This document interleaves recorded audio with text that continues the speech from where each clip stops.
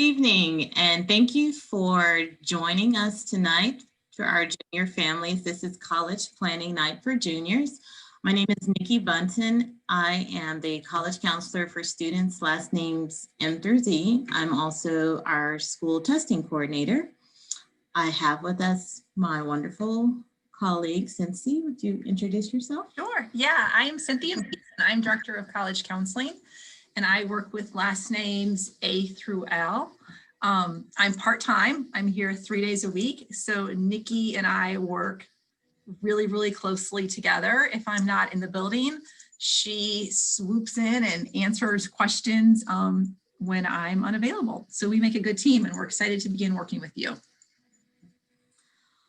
So normally in non-COVID time, during this presentation, we would have had folders to hand out to you guys. And in those folders, you would have received a copy of your transcript, an unofficial copy, just some different resources about testing, college process, signing up for torch prep, how to sign up for your junior meetings. So since we're doing it differently this year, we're also going to email out that packet to you guys. So we will, within the week or so, we will email you the different resources that we normally would have given out tonight. In about a week, we'll email those out through Canvas, with the exception of your transcript. We decided that we're going to wait and send those transcripts out in January, just so you can see your junior courses on there. Right now, your GPA on your transcript only goes through sophomore year.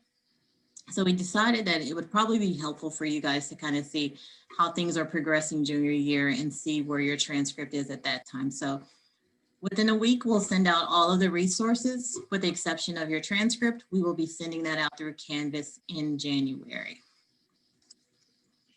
All right. All right, so college planning for juniors, it has started. It's hard to believe that you are already here, but it is time. It's time to start planning college. So for students, what this really means for you is what's really starting to evaluate what's important to you, and not what's just important to you, but you want to ask yourself why that's important to you. Some of the things that we always tell students to start to think about as you talk about this with your parents is like size. You know, do you want a big school? Do you want a small school? Location, how close do you want to be to home? Or should we say, how far do you want to be from home? Cynthia and I both have college students, and they're far from home. So that's something that you want to think about, you know, just geographically, where do you see yourself?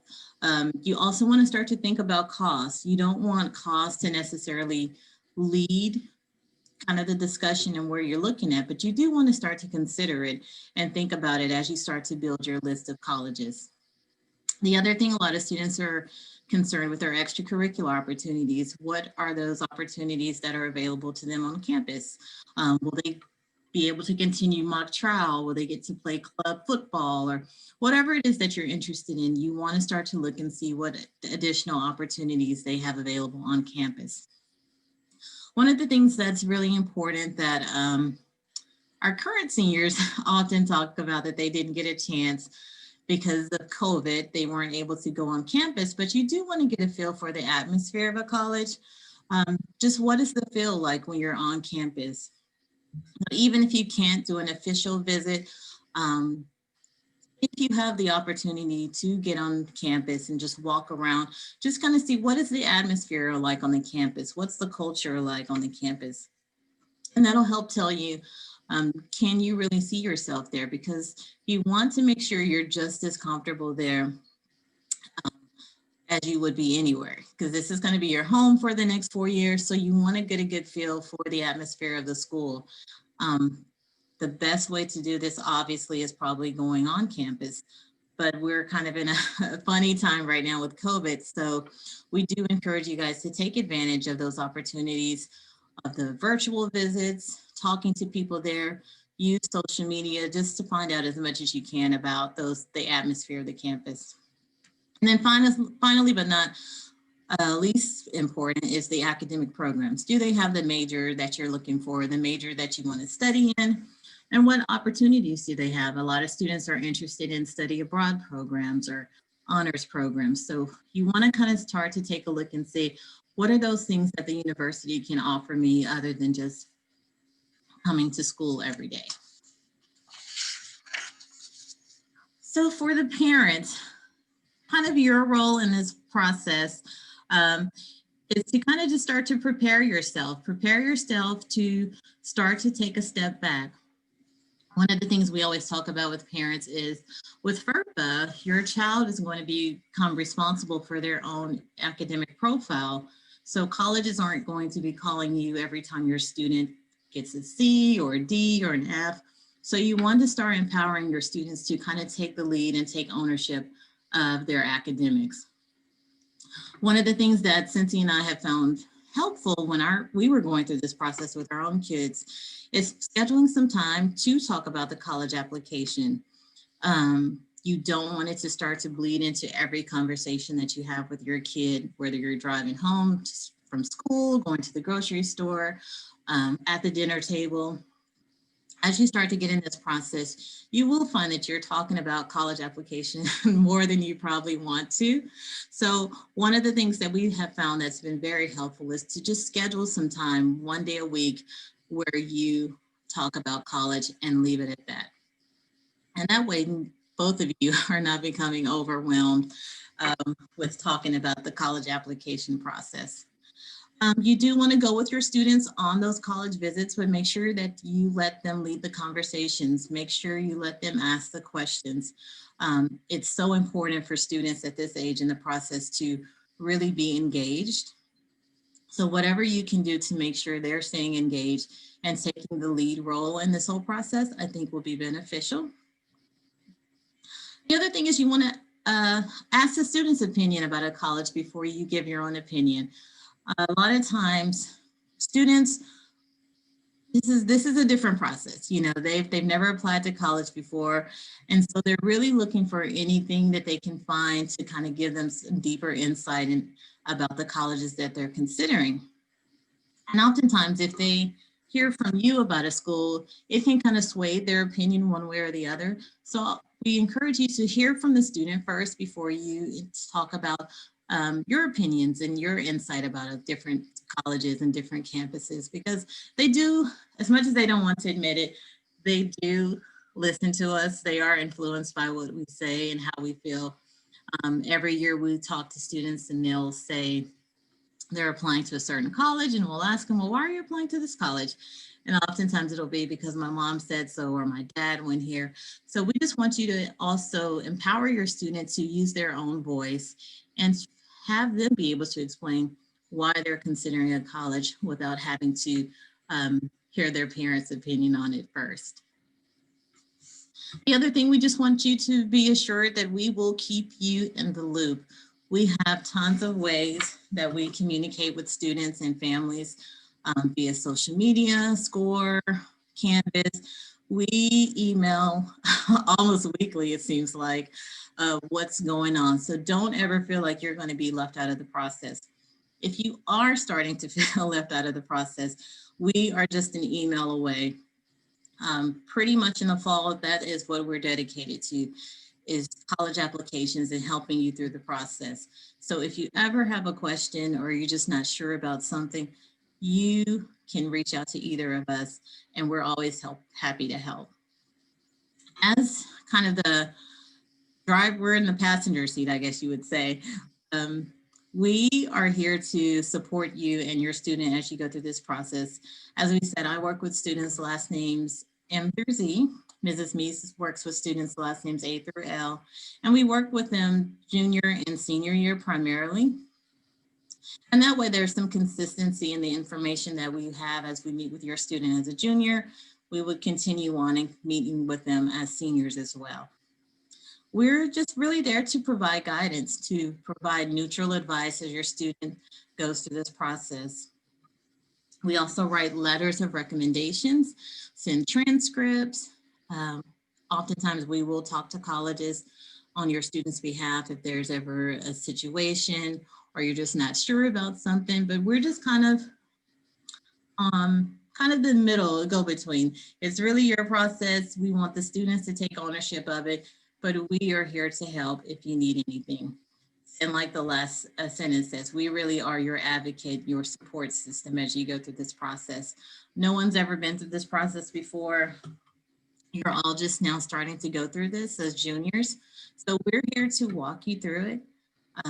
With COVID, as you guys have probably heard over and over again, this process is ever evolving and ever changing. So just know that we will keep you in the loop.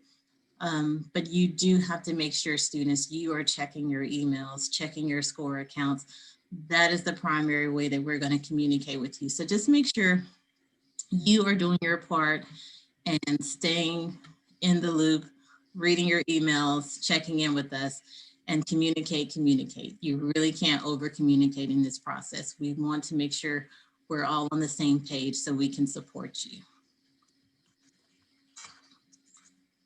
All right, so what is important? What is it that colleges are looking for when they are evaluating an applicant?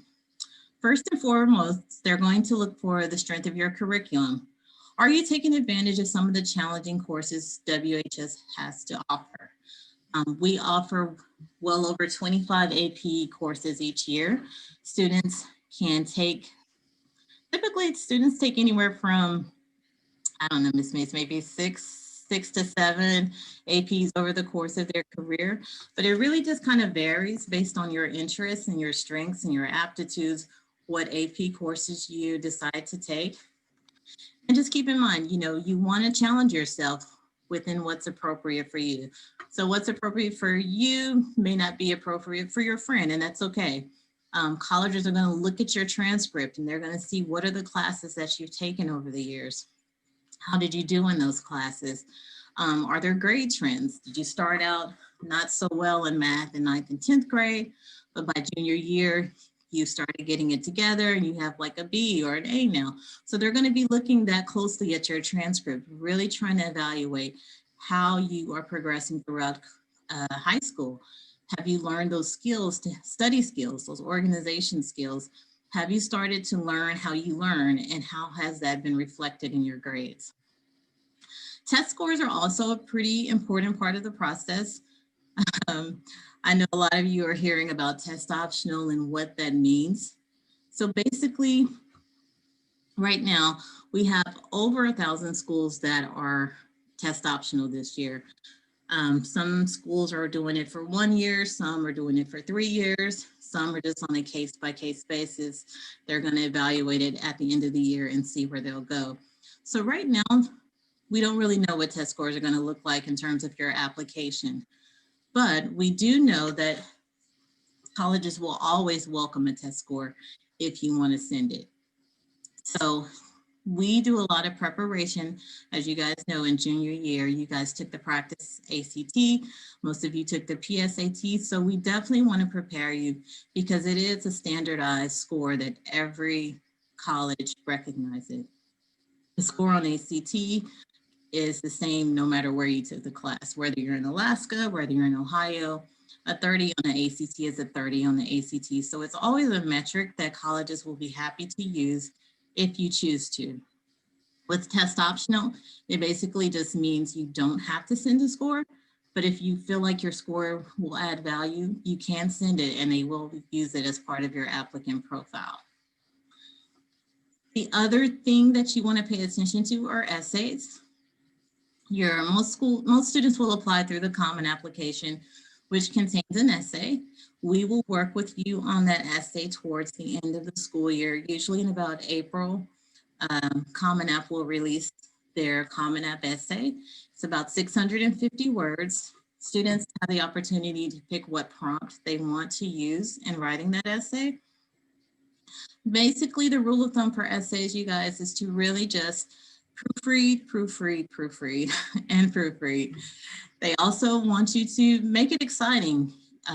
They will tell you, don't bore us. We read thousands and thousands, sometimes over 10,000 essays during the application season. So whatever you can do to stand out, make your voice heard, will definitely help you. So think about Start thinking about now, what is it that you really want to convey in your essay? It's really the one point in the application where you kind of have the freedom to talk about whatever you want to. So I always tell students, look forward to the essay. This is the one place where you can kind of be yourself, make it original, have fun with it. We also tell students to also make sure you have someone read it. You want to have at least your English teacher. Mrs. Meeks and I are always happy to read your essay, but you want to kind of go through at least 1 or 2 revisions before you do that final essay. So just kind of be on the lookout for that in April. The other part of the application that colleges are going to pay attention to would be your activities and your recommendations. Activities, it doesn't have to be a long laundry list. That's one of the things that I think a lot of colleges have been telling students, just those things that you are most passionate about.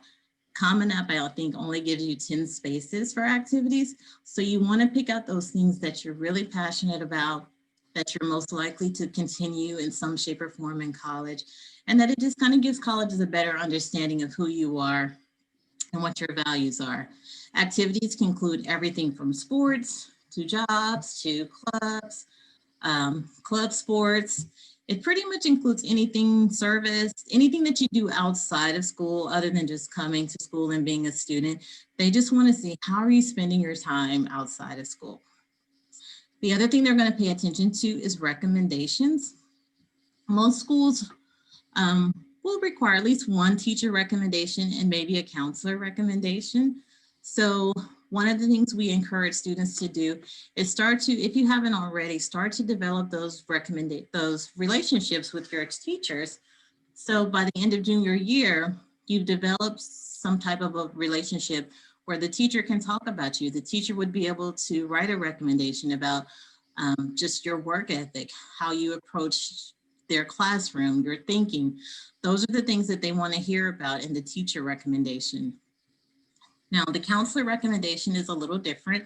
We don't talk a whole lot about academics. We want to talk about all the other things. They can see that you're smart from your transcript. They can see your grades. So as a counselor, we try to really highlight those things about you that they probably wouldn't see just from looking at your application. We can also talk about special circumstances. With COVID, a lot of students haven't had the opportunity to maybe participate in activities, or they haven't had an opportunity to get a job, or school has looked different for them. They've been remote. Those are all the things we can talk about in our recommendation and how it impacted you. So just know those are 2 important parts of the recommendation as well. All right, the next screen is probably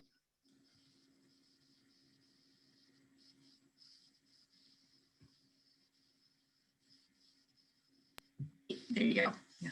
All right. So these are all the other things that colleges are going to pay attention to. So as you can see, it is so subjective. It isn't clear cut. There isn't a clear formula on what colleges are going to look at and whether or not you're going to be accepted. So you just got to look at this. You can see that there are tons of things that they look for. Your test scores. They pay attention to geographical diversity, socioeconomic diversity, legacy, relationships, recommendations, your interests, spirit, intellectual curiosity. Those have been the big ones lately. I just want you to see that it's so subjective. So these are all the things, a lot of them you can't control, so I just want you to pay attention to this so you can see, a lot of times kids will ask, will I get into this school? And oftentimes we won't give you a clear yes or no because it's not that clear cut. There are so many factors that go into consideration when colleges are evaluating your application. So that's why we really want you to just focus on those things that you can control. Okay. So for the junior year, what are those things that you can control that you should be working on? First, you want to choose a strong senior schedule. And what this means will vary.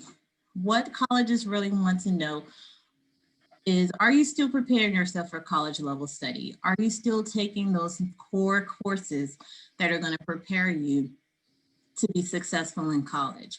So again, this may mean an AP course for some students. It may not mean an AP course for others, but you definitely want to maintain your academic rigor and make sure you're taking those courses that are going to challenge you.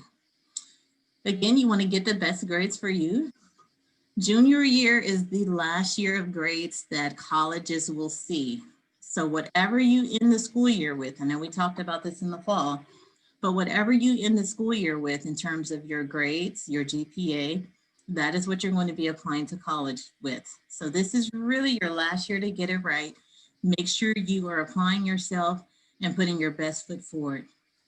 You also want to make sure you're prepared for standardized tests. You never want to just go in a test cold. You should always do some type of at-home practice.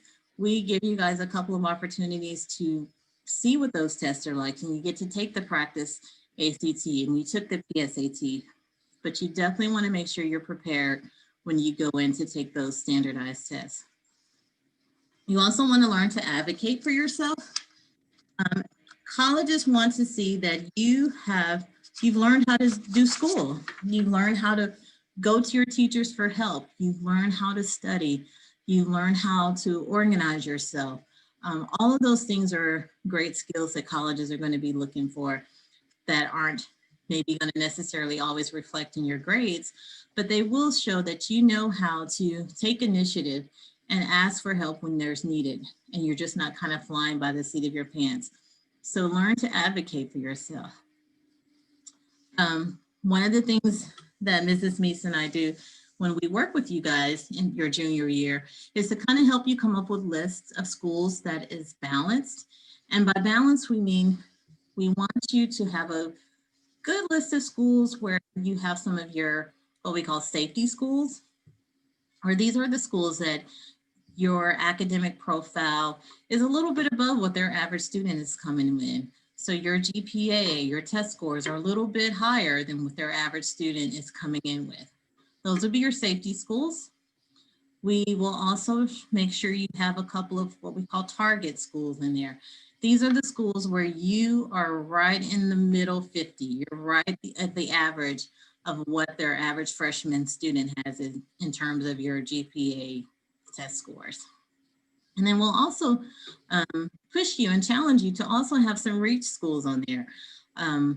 Typically 1 or 2 from each category is about average, I would say, that students have anywhere from 6 to 8 schools.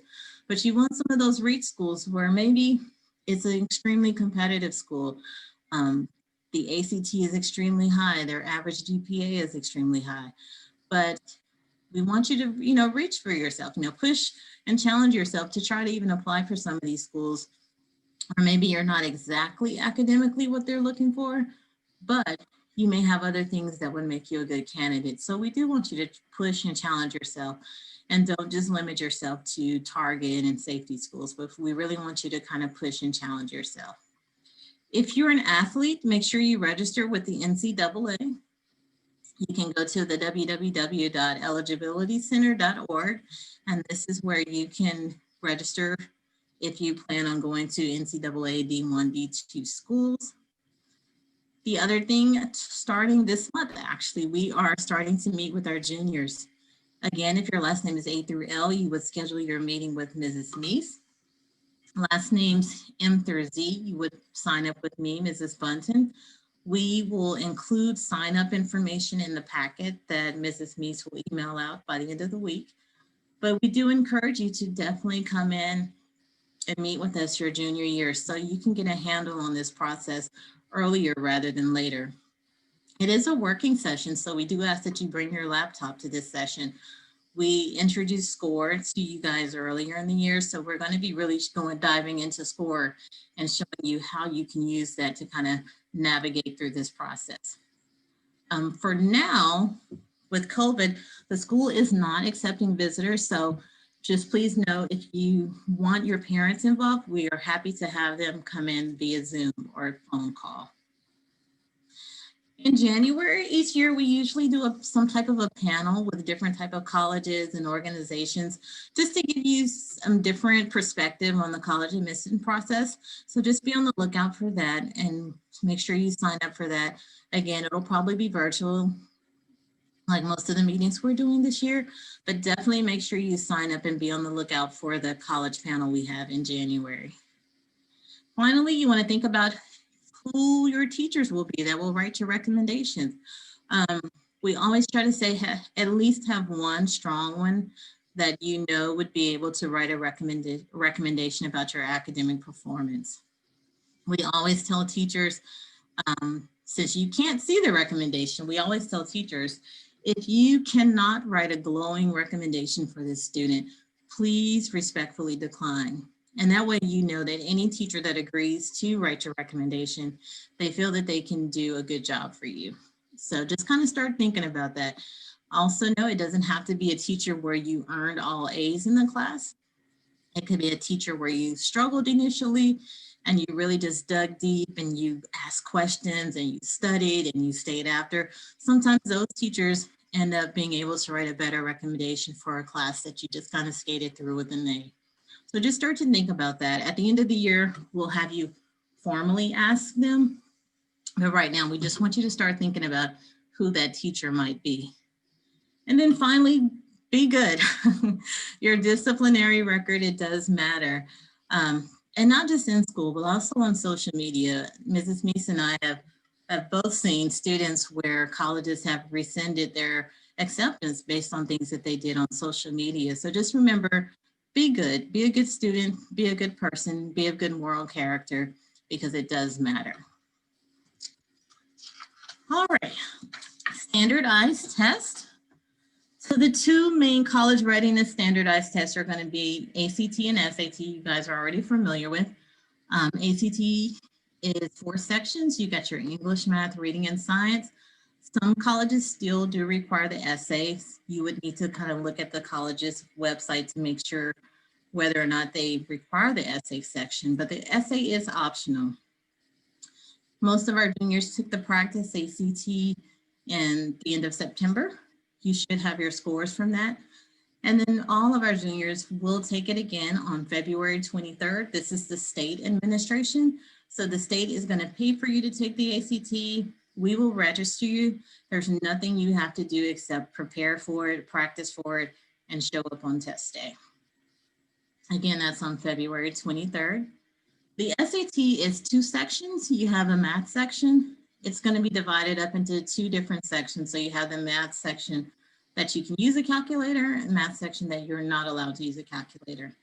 And then you have your evidence-based reading and writing. Just like ACT, it is also an optional essay.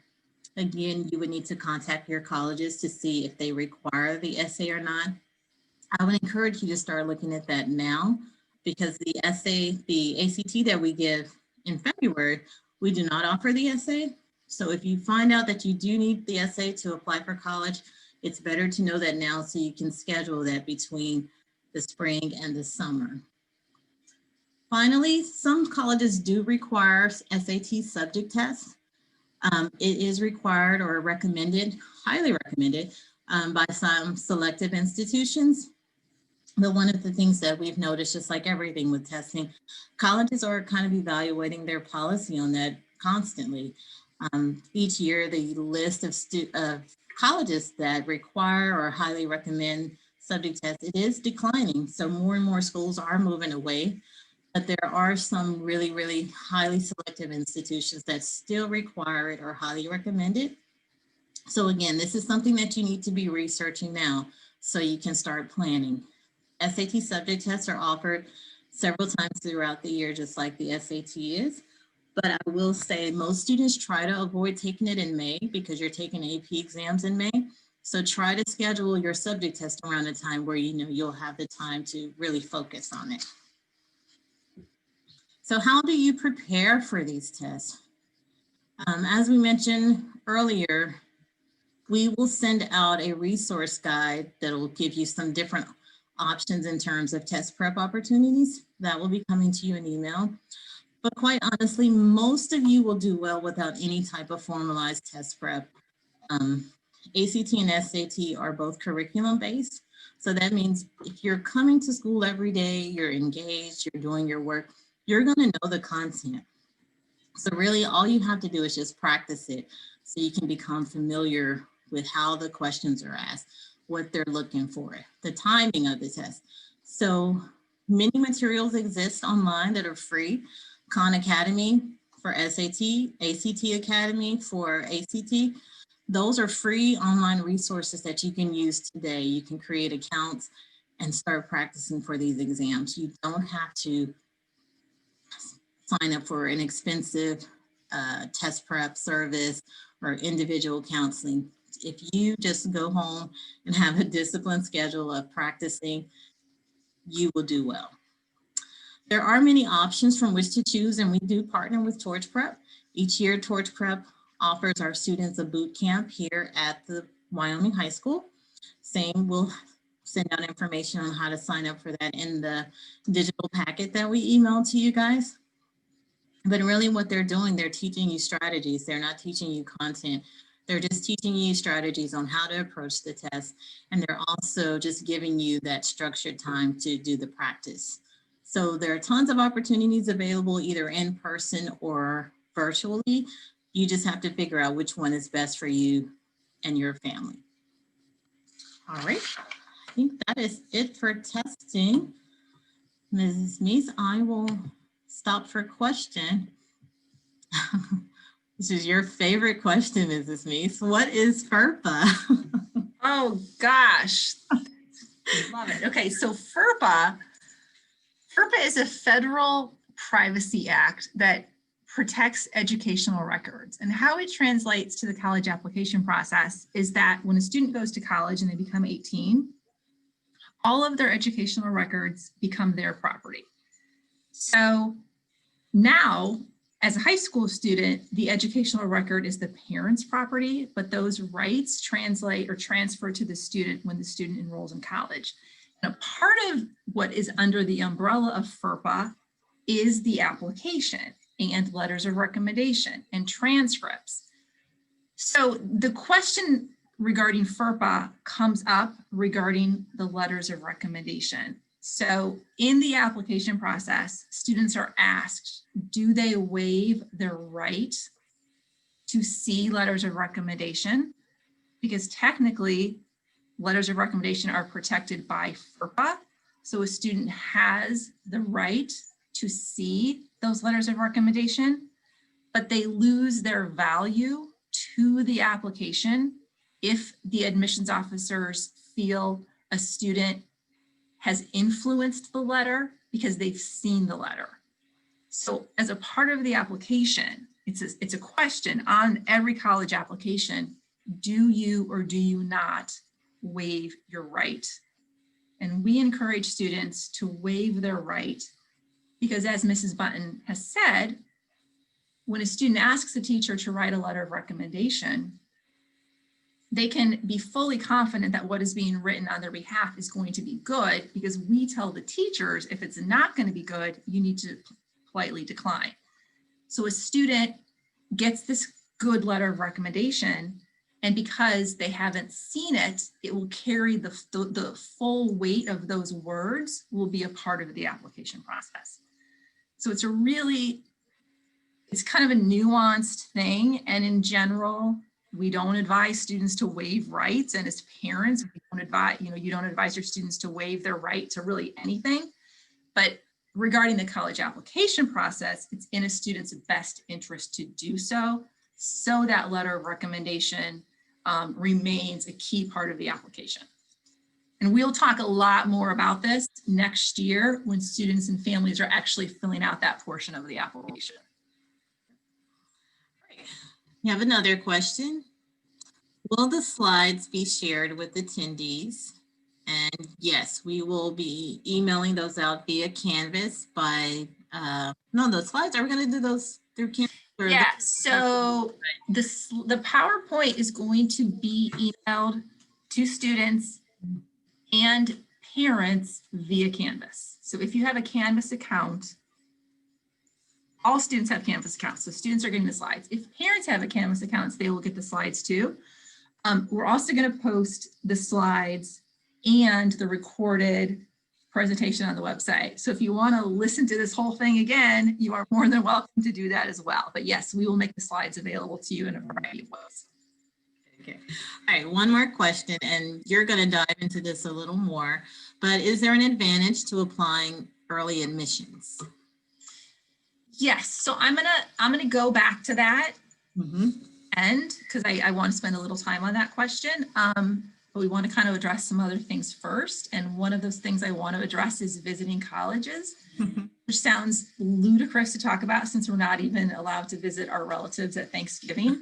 But I think it's important, Mrs. Button and I've talked about this a lot, that this train is on the track. Like high school or graduation is coming, college is coming, pandemic or not. So we feel it's important to advise you as if it is going to end reasonably soon, because we're confident it's going to end reasonably soon. So visiting colleges is really the best way to kind of connect all of the dots. You know, as Mrs. Button said, we really want you to be thinking about what you want out of the college experience, what type of school you see yourself at, what type of a learning environment you need to be successful. But there's going to be a lot of schools that kind of fit that bill. So being on campus and seeing it live is really the best way to be sure that school would be a good fit for you.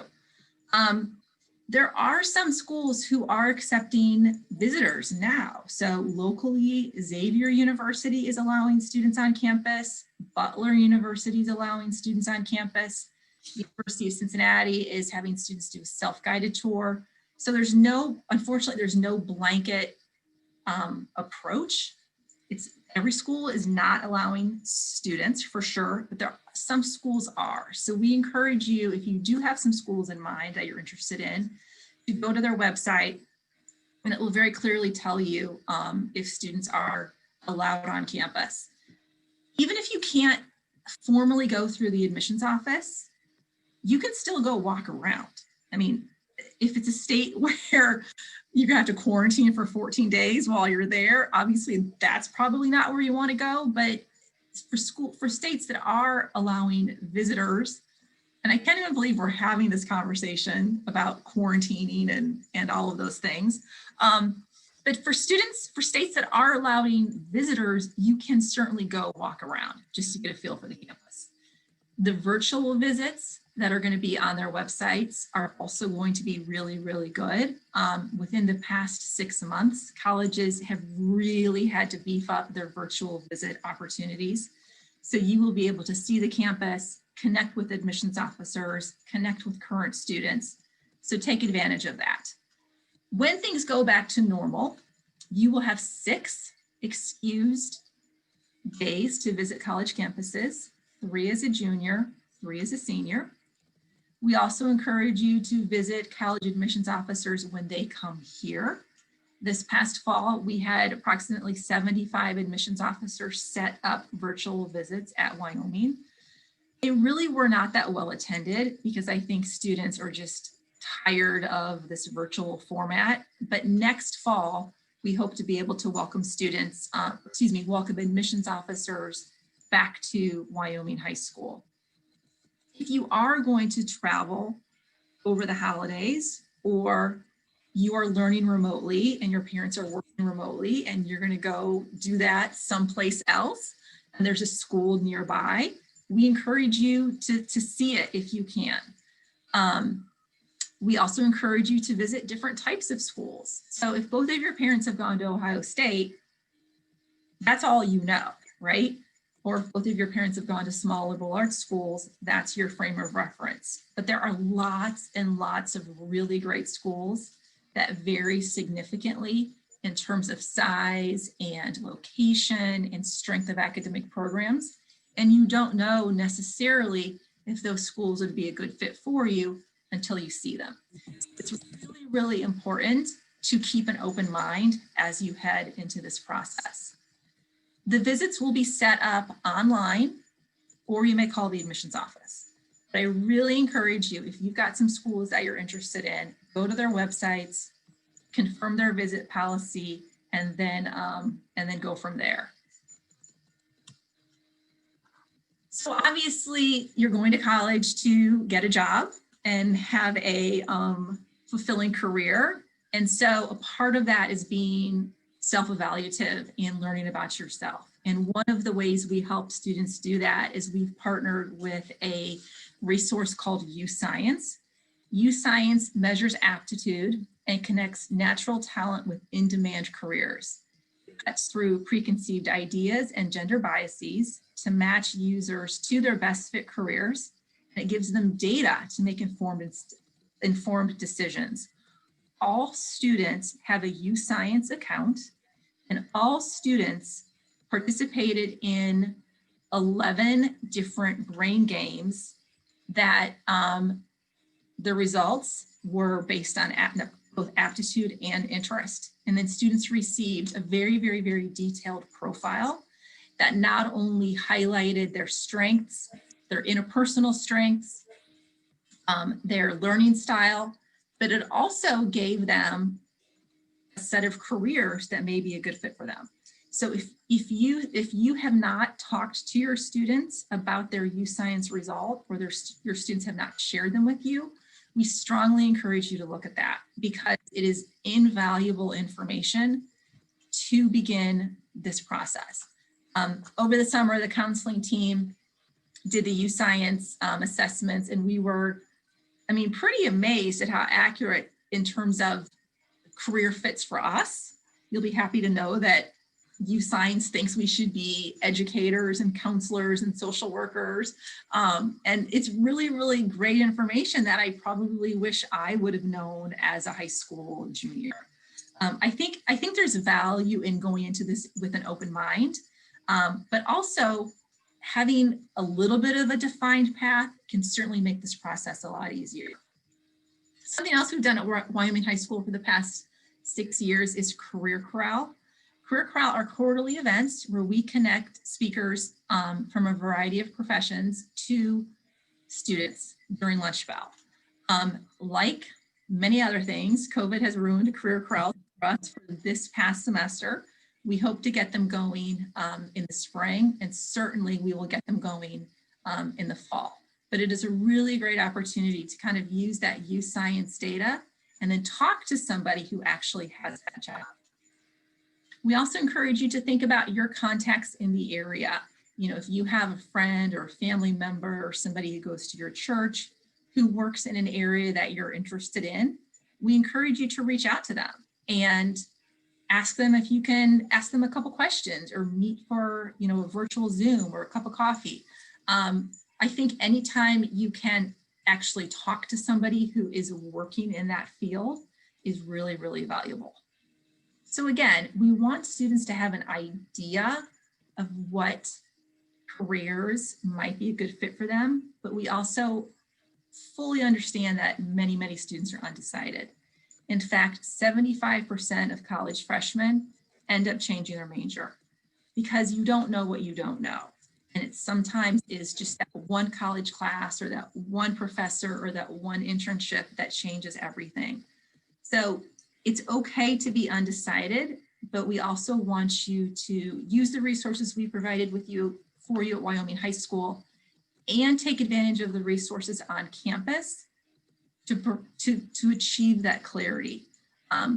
Floating through college, thinking one day you're going to wake up and have this epiphany of the best fit for you in terms of a career is not a wise approach. So again, use the resources we've given you through U-Science and take advantage of other things to kind of provide that focus. So I'm going to just give you this general timeline. This is certainly not the only time you're going to hear this information. We are in contact with families weekly this senior year to really keep on track. But I do think it's important just to kind of have an overall snapshot of what the next 6 months are going to look like. So again, as Mrs. Bunton said, in January, we will have a college admissions panel. It is going to consist of college admissions officers and financial aid experts, testing experts. So you will kind of just get a general overview of this process from people who are working in the field presently. All juniors will also take the ACT at Wyoming High School in February. This is a college reportable score. So if a student just knocks it out of the ballpark and gets a score they're really, really happy with, then they will not have to take the ACT again, ever. But we're pretty pleased to be able to offer this opportunity for students. The state of Ohio pays for it. It's during the school day, really, really early in the process, with plenty of opportunities for retakes should students want to take it more than once. In March and April, the common application essay prompts are released. So this is a good time to begin to think about what students would like to write a good 7 months before they actually have to write the essay. In April and May, we encourage students to request those teacher letters of recommendation. The idea is to get kind of the details tied up at the end of the junior year so that the summer before senior year and then early in the senior year, students can focus entirely on the applications.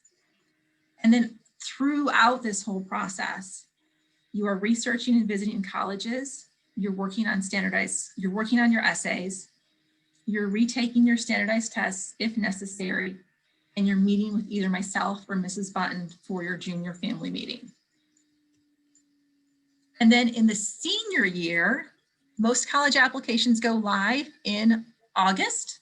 We will also host something called Application Boot Camp. This is when seniors spend 2 or 3 days with us actually working on their college applications while we're peering over their shoulder and making sure they're doing it correctly.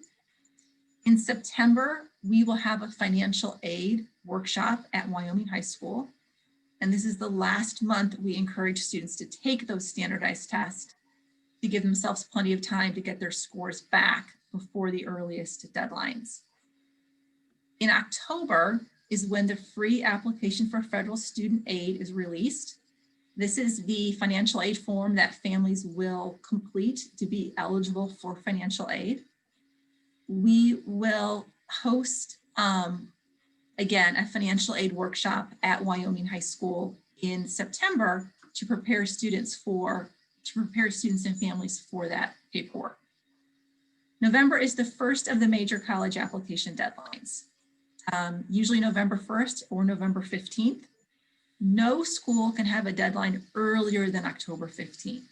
So if you're planning ahead and thinking, long-term about when this really needs to start, no deadline is going to be earlier than October 15th. In February, you will apply for Wyoming specific scholarships through the senior scholarship application. In April, we turn the page and begin to help you prepare for being a college student. What are the characteristics and skills that a successful college student needs to have? And then in May, you officially commit to a school. So it's it's a long process, but we have it pretty much laid out for you so that you know what you need to be doing and when you need to do it. Throughout this process, we also encourage you to be working on your applications and looking for third-party scholarships. Third-party scholarships are scholarships that are not affiliated with a particular school. And then obviously you'll be meeting with your college counselor as needed. So again, this is not the only time you're going to hear this information. We're going to be talking about it again and again and again. We will have a program in the senior year to talk more specifically about the nuances of the college application process, but we did want you to have just a general overview of what the next several months looks like.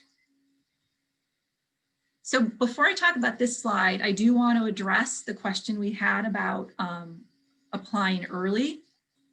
And so there are 2 types of early applications.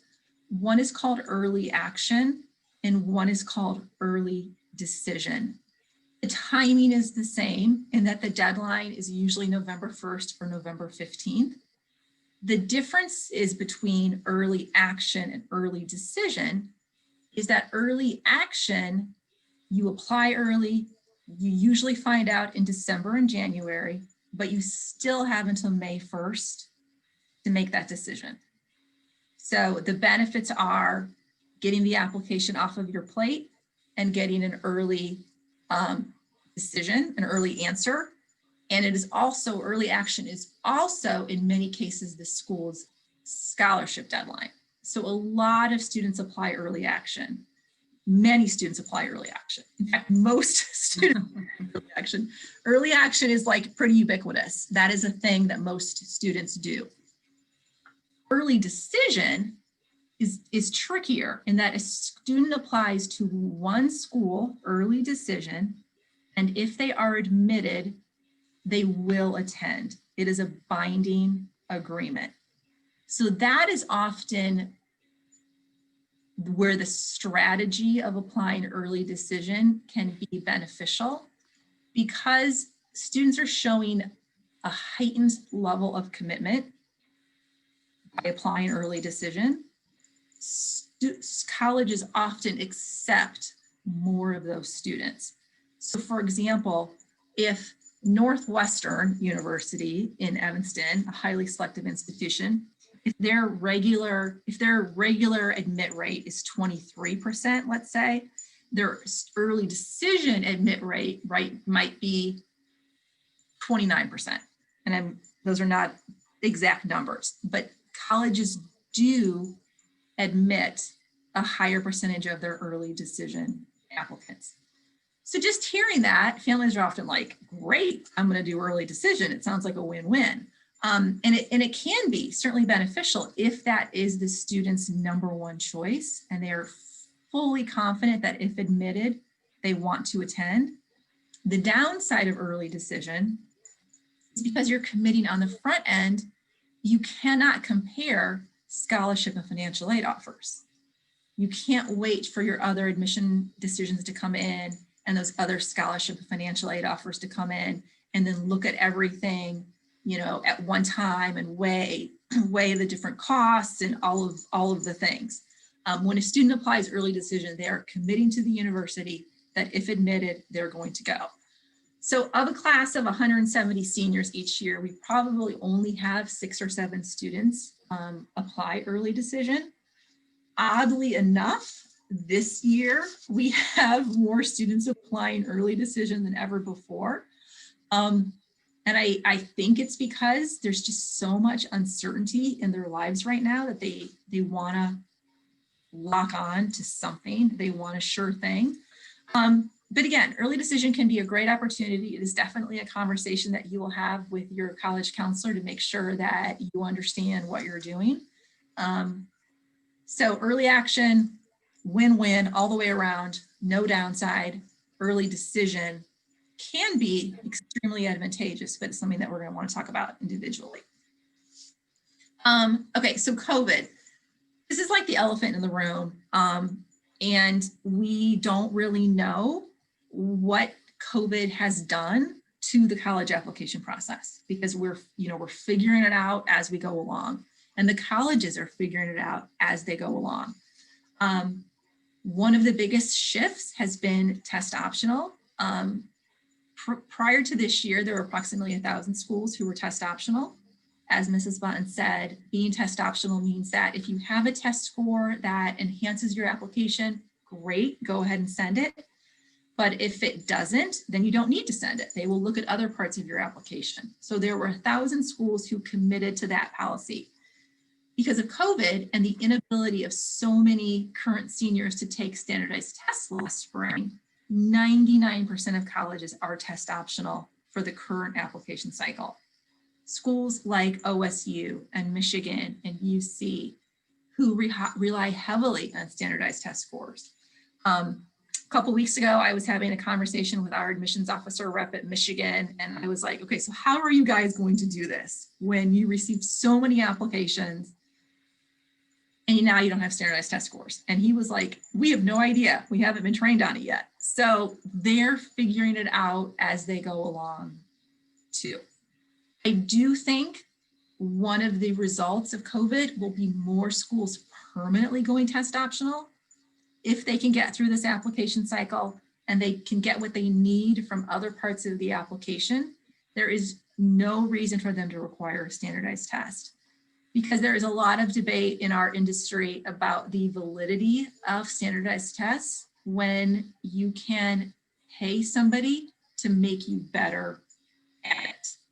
So it's not really then standardized anymore. So we're going to watch that closely, and we will let you know as more and more schools permanently become test optional. We also anticipate increase in the use of wait lists. Colleges spend a lot of time and money trying to predict the behavior and the choices of high school students. With COVID, that has blown that up. So nobody really knows how students are going to behave. Are they going to take a gap year? Are they going to go all in and hope for the best? So using the wait list will help them manage their class size, because you can't have too many students on campus, because then you don't have housing for them. You can't have too few students, because then you don't make your budget. So using the wait list is how they're going to manage that piece. We also anticipate in the future there will be greater flexibility in delivery of curriculum. And this is actually something that's, kind of exciting.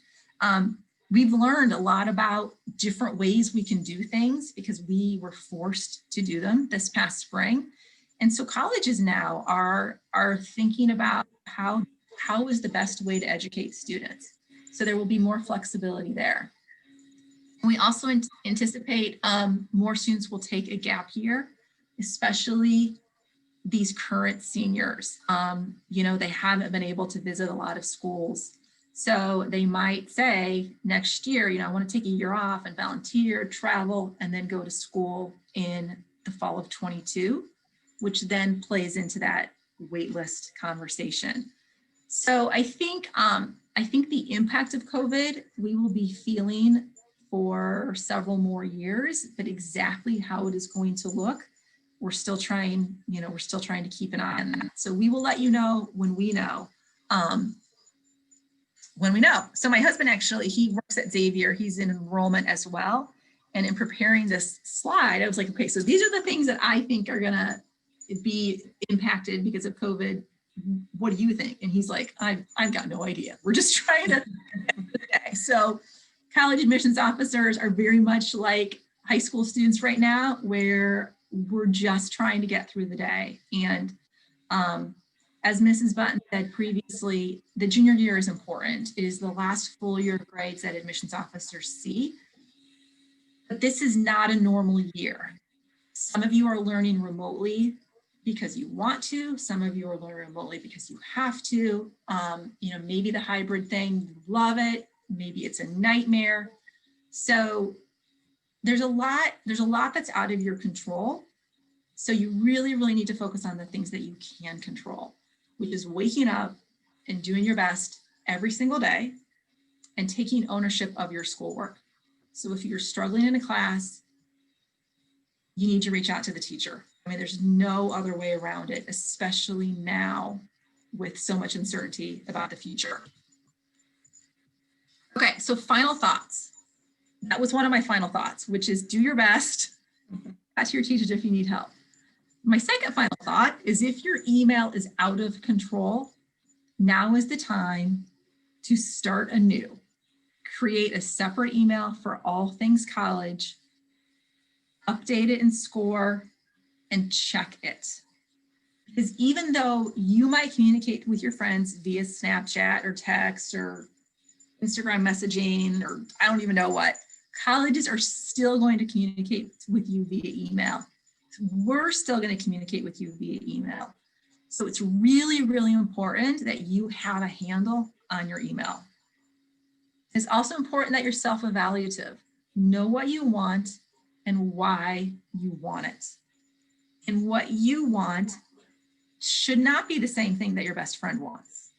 You are a your own person with your own goals and your own interests and your own strengths. So really spend some time thinking about what you want out of your college experience and talking over with your parents what they see for you, what they've observed in you. Because oftentimes they see things in you that you are not even aware that they exist. We also want you to be confident and make choices that ensure you will graduate from Wyoming High School with few regrets, academic and otherwise. There is nothing more difficult about our jobs than when we're meeting with a senior and we're talking about the choices they've made. We're looking at their transcripts, we're looking at their resume, and the student says to us, oh my gosh, if I had known then what I know now, I would have done things differently. Well, now you know. So think about what has been good about your high school experience and think about the things you wish were different and do your best to change those things that are different. Again, we recognize that so much is out of your control this year. So we're not asking you to do anything crazy. We're just asking you to be self-evaluative and then reach out for help if you need it. And lastly, we really, really want you to be mindful of your digital footprint, your social media personality, and your behavior in school. Some schools do ask about a student's disciplinary record. You're not concerned about, if you've been late for class or you've gotten a couple Friday studies. They're concerned about behaviors that would make you not be a good roommate or somebody they really don't want on their campus. Social media is a huge thing. As Mrs. Button said, at least once a year for the past 5 years, a student has Snapchatted something that has then been screenshotted, that has then been shared to their schools. So I don't love it that there seems to be this tendency to kind of like rat each other out.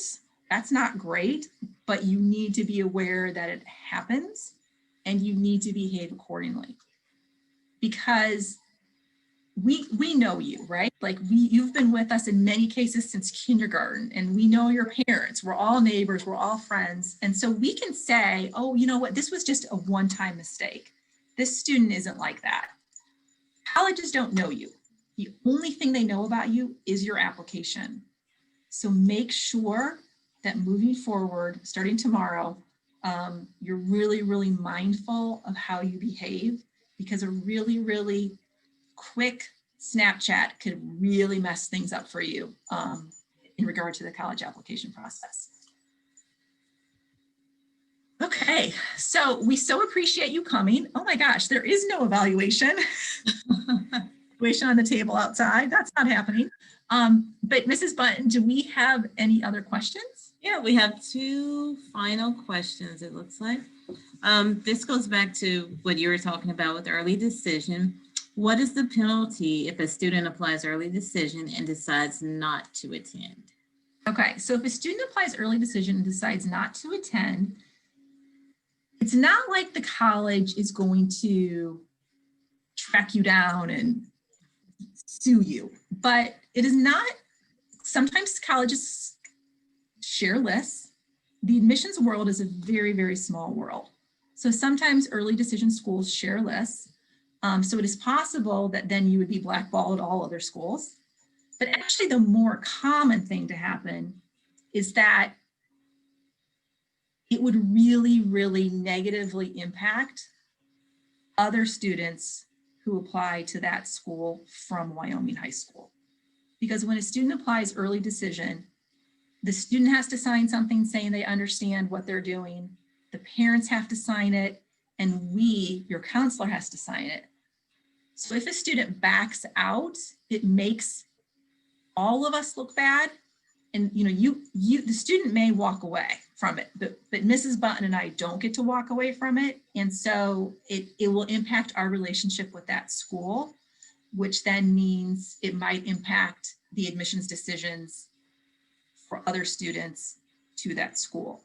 So we really, of all the things we do, early decision is one of them that we take really, really seriously because because the impact of it can be significant for other students.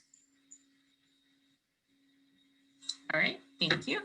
One final question. If a current senior is accepted to a college but takes a gap year, are they guaranteed a spot in 2022? Wondering if that creates a bunch of rollover enrollments for colleges that will make it tougher for the class of 2022. Yeah, so if a student takes a gap year and defers, every school handles that differently. Some of them will absolutely guarantee them a spot in the class. Others will allow some of them to have a spot. Like they're watching that as well. But if, yes, for sure, if this institution allows students to defer and holds a spot in that class, then there are fewer spots for the class that's coming up behind them.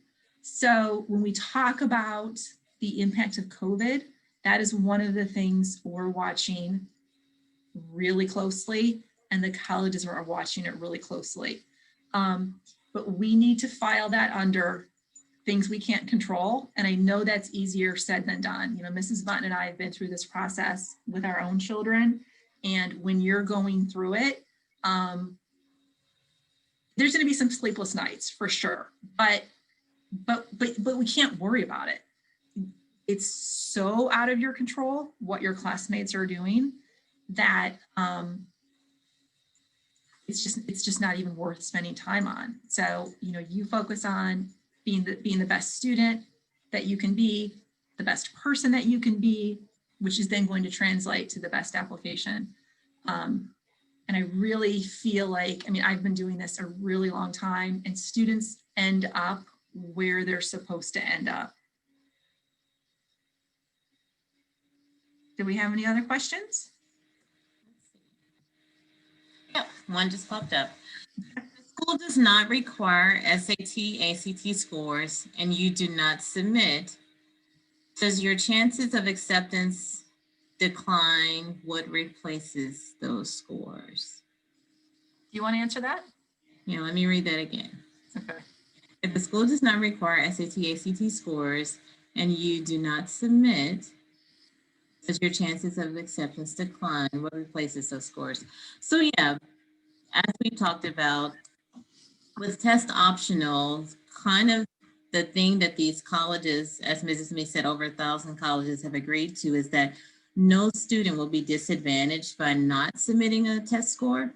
So what they're going to be looking at is what we've already talked about. They're going to be paying really close attention to the strength of your curriculum. So what are those courses that you've taken? How well have you done in those classes?